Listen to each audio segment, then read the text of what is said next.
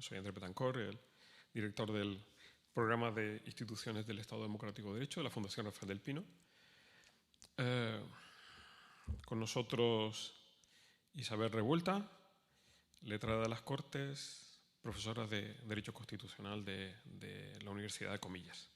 De verdad que estoy muy agradecido que hayas aceptado el venir a hablar con nosotros de este tema tan interesante como es la independencia, que inicialmente la elección de los vocales del Consejo, pero yo creo que de lo que vamos a hablar va a ser de la independencia judicial, que yo creo que es lo que más nos interesa a todos, ¿no?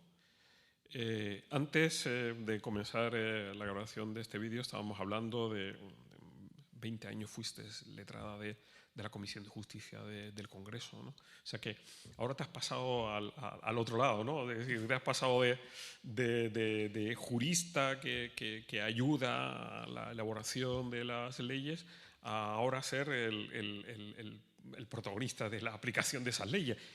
Aunque en este caso, que es sobre lo que vamos a hablar, es sobre la elección de los vocales del Consejo, ¿no?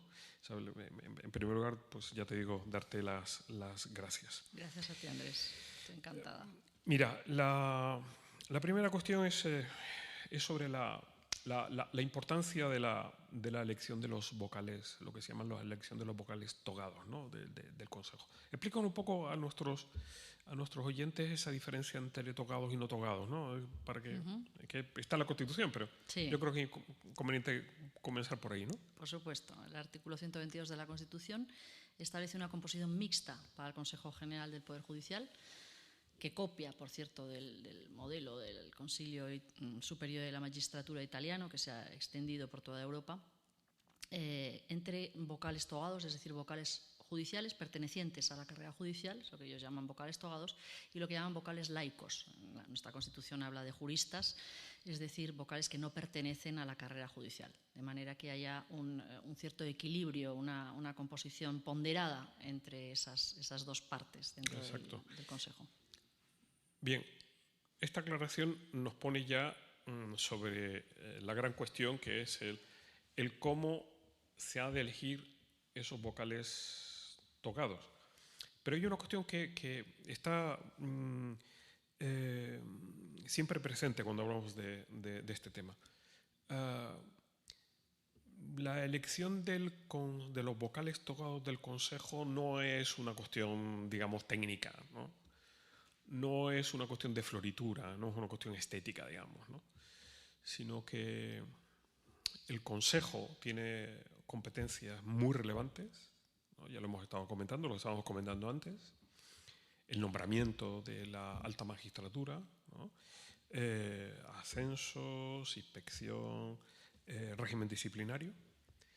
Por tanto, una primera cuestión sobre la que me gustaría oírte tu opinión es el cómo el modo de elección de esos vocales togados afecta o incide sobre la independencia del Poder Judicial, que en el fondo es la cuestión fundamental, la crítica. Es decir, en fin, vale, que se elijan de una u otra manera, pero no, es que el cómo se elige afecta a un pilar esencial de la arquitectura del Estado Democrático de Derecho, que es precisamente la independencia judicial, ¿no?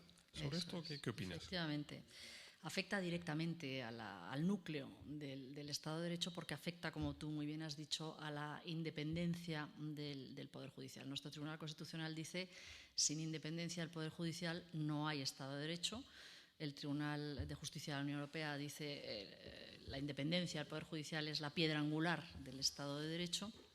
Y por lo tanto, y más en un sistema como el nuestro, un sistema parlamentario en el que la división de poderes entre el legislativo y el ejecutivo pues es flexible, porque el poder ejecutivo, la cabeza del poder ejecutivo, el presidente del gobierno, sale de la investidura del Congreso, por el Congreso de los Diputados, y por lo tanto hay un lazo, un vínculo de unión indisoluble entre esos dos poderes, de manera que queda este tercer poder, el Poder Judicial, como el verdaderamente garante del principio de separación de poderes que está en la base misma del Estado de Derecho. ¿Y cómo afecta concretamente la elección de los vocales judiciales a esa independencia del Poder Judicial? Pues afecta porque dice la Comisión de Venecia, en boca o parafraseando al Consejo Consultivo de Jueces Europeos, que existe una necesidad de garantizar la independencia judicial muy específicamente a través de un ámbito de protección reforzado en aquellas decisiones que afectan directamente a las decisiones judiciales. ¿Y qué decisiones son esas que afectan directamente a las decisiones judiciales? Dice el Consejo Consultivo y la Comisión de Venecia. Dice, son las relativas a la elección de los magistrados y las relativas a su régimen disciplinario, aparte del de reparto de sus asuntos. Y estas decisiones, quien las toma y quien las tiene atribuidas ex constitución en España es el Consejo General del Poder Judicial. Por lo tanto, es preciso proteger en esas decisiones que afectan directamente a las decisiones judiciales la independencia del Poder Judicial. Por lo tanto, es a través precisamente de su función, como tú muy bien has dicho, de nombramiento de los magistrados y de gobierno de su carrera y de su régimen disciplinario, a través de la que se produce esta incardinación, ¿no? esta conexión. Y por eso hay que proteger la composición del Consejo de todo riesgo de politización, porque si no se corre el riesgo de trasladar esa imagen, sea real o sea percibida, a todo el proceso de nombramiento de los magistrados y, por lo tanto, también al ejercicio que luego hagan esos magistrados. De manera que hay un hilo conductor. Exacto, porque yo creo que los ciudadanos no son conscientes que la independencia del Poder Judicial es la independencia del árbitro, que es el que va a resolver las controversias, y lo que se pretende es que se cumpla una máxima hasta incluso bíblica. Nadie puede ser juez de sus propios asuntos, ¿no? Entonces, si queremos realmente igualdad ante la ley, el garante de la aplicación de la ley tiene que ser independiente, ¿no? Y claro, una ley de parte, ya lo hemos visto, el Estado absoluto, ¿no? Eso, si queremos un Estado donde se garanticen los derechos y las libertades, necesitamos un garante de la aplicación de la ley en igualdad para todas las partes. Así es. Fíjate tú, esta mañana veía una entrevista a uno de los magistrados del Tribunal Supremo norteamericano que le preguntaban, que fue propuesto por Trump, le preguntaba, ¿usted tiene lealtad o siente lealtad para con el presidente Trump? No, yo solo soy leal para con la Constitución. O sea, claro, esa es como debe ser, ¿no? Así debe ser, ¿no? Es decir, lo que está en juego en definitiva es la aplicación de la ley, la igualdad ante la ley y en última instancia la garantía de los derechos y libertades, ¿no? Es fundamental. No es una cuestión estética. Aquí estamos hablando de cómo convivimos, ¿no? Exactamente. Yo creo que es importante. El caso español. Pasamos al caso español, atípico por tantas cosas, ¿no? El caso español en lo que se refiere a la elección de los vocales del Consejo, ¿no? Porque desde el año 1985, como tú desarrollas en tu ponencia, magnífica, por cierto, cuentas que en fin, los 20 vocales son de elección parlamentaria. Así es. De elección parlamentaria. Entonces, aquí nos encontramos ante el vértigo de cómo un consejo que tiene la extracción parlamentaria en su composición es el adecuado a los efectos de garantizar la independencia del Poder Judicial, ¿no? Que es sobre el tema que tú comentas. Y efectivamente, después de 40 años, ¿no? Ya podemos hacer una evaluación respecto de si ese modelo de extracción parlamentaria, de elección parlamentaria de los vocales, ha sido un antídoto a la politización o ha sido un elemento que ha acelerado la politización del Consejo. ¿Qué valoración haces tú? ¿Qué evaluación haces tú de esos 40 años?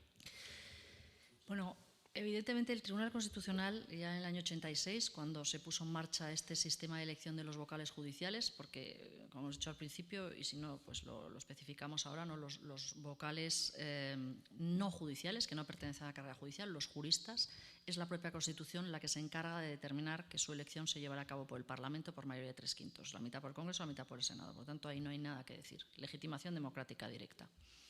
Mientras que respecto de los vocales judiciales, pues la Constitución, aunque ha habido muchas discusiones, pero ciertamente dice nuestro Tribunal Constitucional en la sentencia 108 del 86 que queda abierto, no queda definido cómo deben ser elegidos los vocales de extracción judicial, los vocales togados. El sistema por el que se opta a partir de 1985 es su elección por el Parlamento, de manera que ello determina que todos los miembros del Consejo General del Poder Judicial, los togados y los no togados, resulten elegidos por el Parlamento.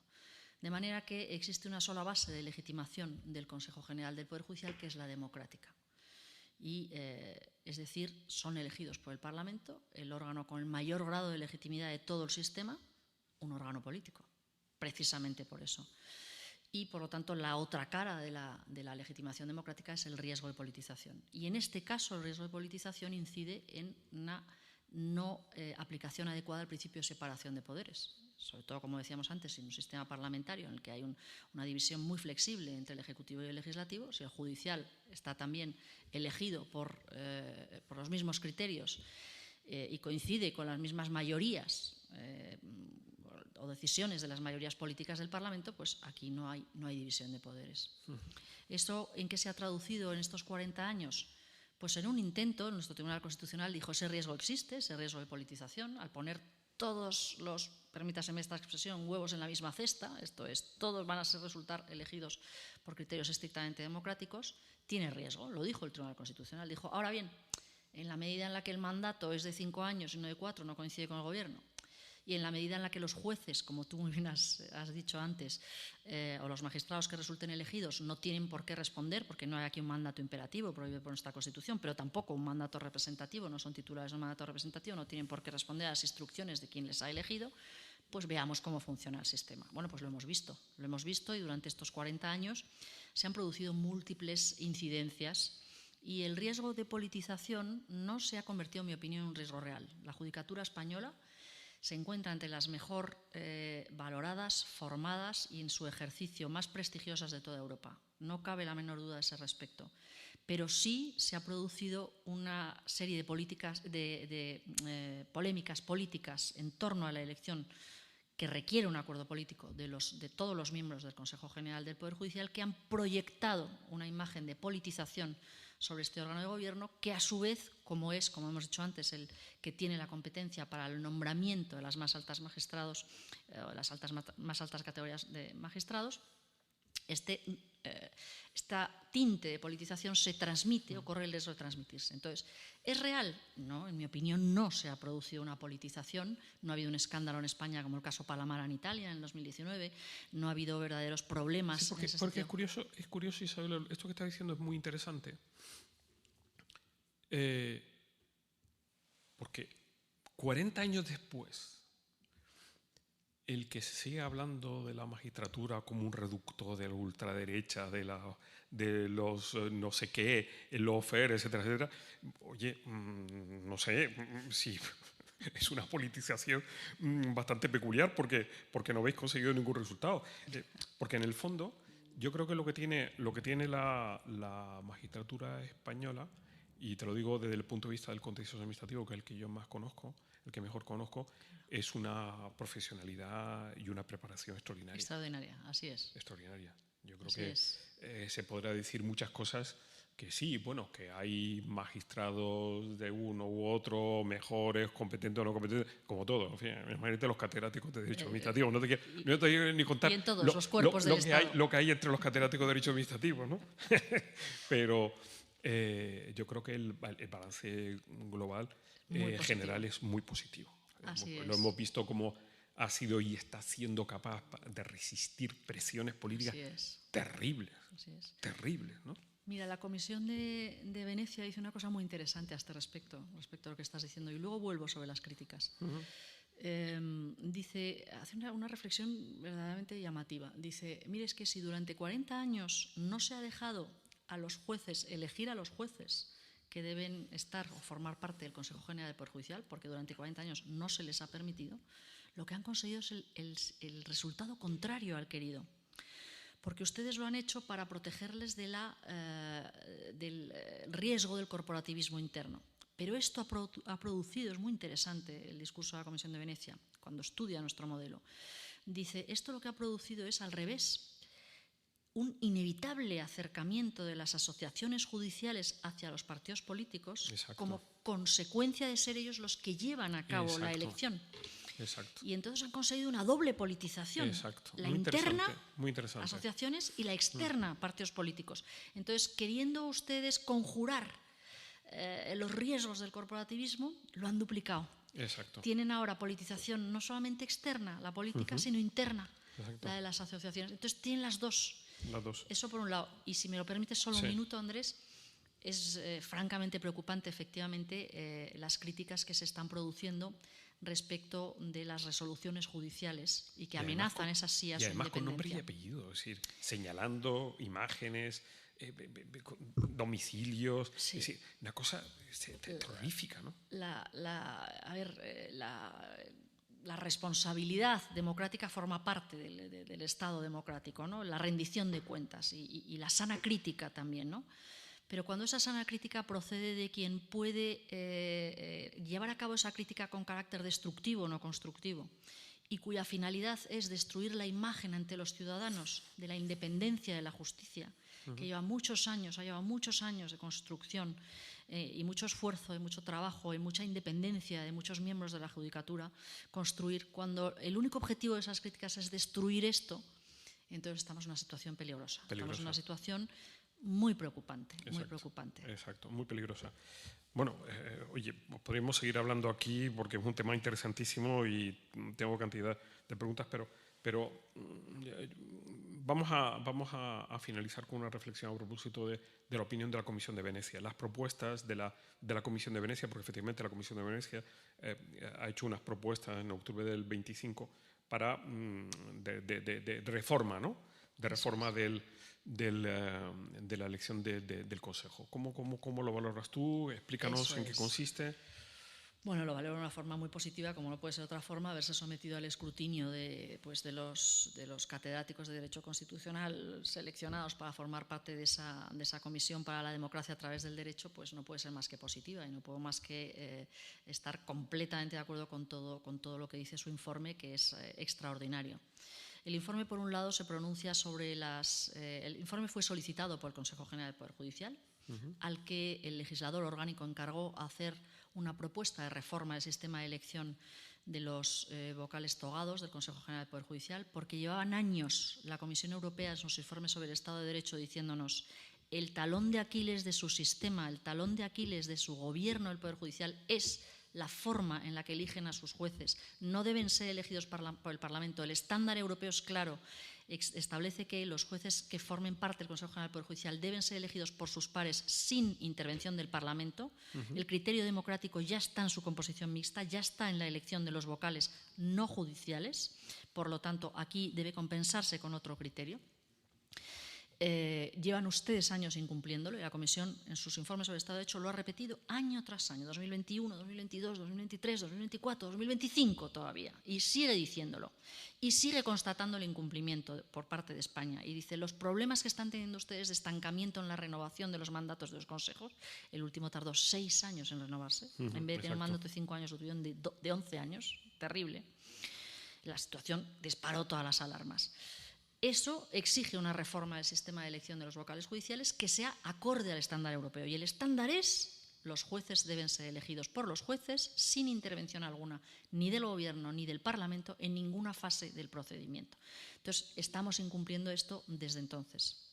Esto lleva al final a un acuerdo político que se juridifica en una ley orgánica y que encarga al Consejo, bueno, que origina la renovación después de 11 años por fin del Consejo, y que encarga al nuevo Consejo proponer a las Cortes y al Gobierno una nueva forma de elección de los vocales judiciales acorde con los estándares europeos y que pueda ser informada favorablemente por el informe sobre el Estado de Derecho de la Comisión Europea, que lleva tantos años diciendo esto. Y no solamente el informe sobre el Estado de Derecho de la Unión Europea, también el informe del Grupo de Estados contra la Corrupción del Consejo de Europa, el Grupo Greco, todavía de una manera mucho más agresiva y desde bastante antes, desde 2013, lleva advirtiéndonos su talón de Aquiles es este: España, señores españoles, cambien la forma de elección de los vocales judiciales y vayan a una elección de los jueces por los jueces. El sistema lo establecen ustedes, pero elección de los jueces por los jueces y sin participación alguna del Parlamento ni del Gobierno. Bien, Se llega a un acuerdo y el Consejo hace la propuesta que le encarga el legislador orgánico,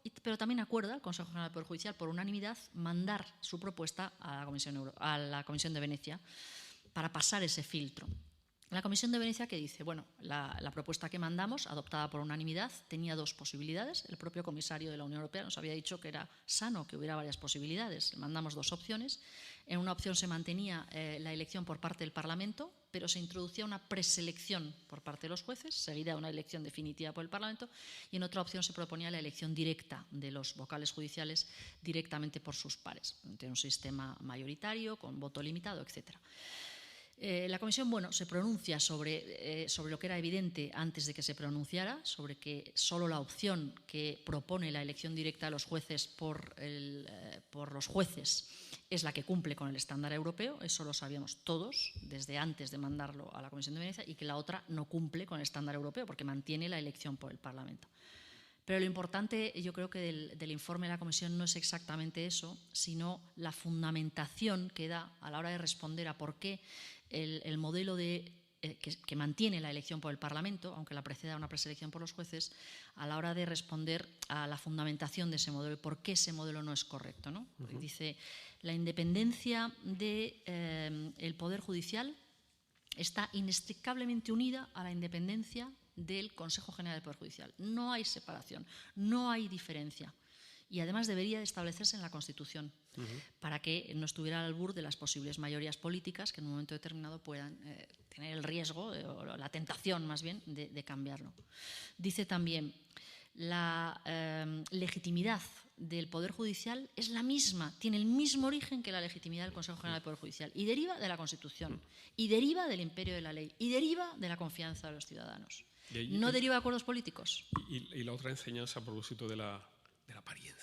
Y la apariencia. Termina diciendo, efectivamente, esa es su tercera afirmación más importante, y además es que si ustedes mantienen una elección por el Parlamento, lo que están haciendo es transmitir una apariencia de politización a todo el proceso, que sea real o no, que en el caso de España no lo es. No ha habido ningún escándalo que lo demostrara, no ha habido ningún caso que pusiera sobre la mesa que se haya producido esa politización de manera real, pero esa apariencia se traslada primero a los vocales judiciales del Consejo, a toda su carrera, y luego a sus decisiones. Y lo que está en juego, ¿qué es? La confianza de la ciudadanía. Y dice, es muy interesante, ¿no? La Comisión de Venecia dice, retomando jurisprudencia del Tribunal Europeo de Derechos Humanos, porque esto ya no solamente son estándares europeos, está recogido en la jurisprudencia del Tribunal Europeo de Derechos Humanos y en el de TJUE. Y retomando la jurisprudencia del Tribunal Europeo de Derechos Humanos, dice, lo que está en juego, yo creo que es un dicho anglosajón, es esta confianza, y la justicia no solamente debe hacerse, sino que debe verse que se hace. Exacto. Bueno, Isabel, interesantísimo. Sobre todo, en algún momento tenemos que hablar sobre la apariencia como principio jurídico, que es un tema que me apasiona, ¿no? La apariencia como principio jurídico. De verdad que muy agradecido, una intervención brillantísima, una ponencia interesantísima.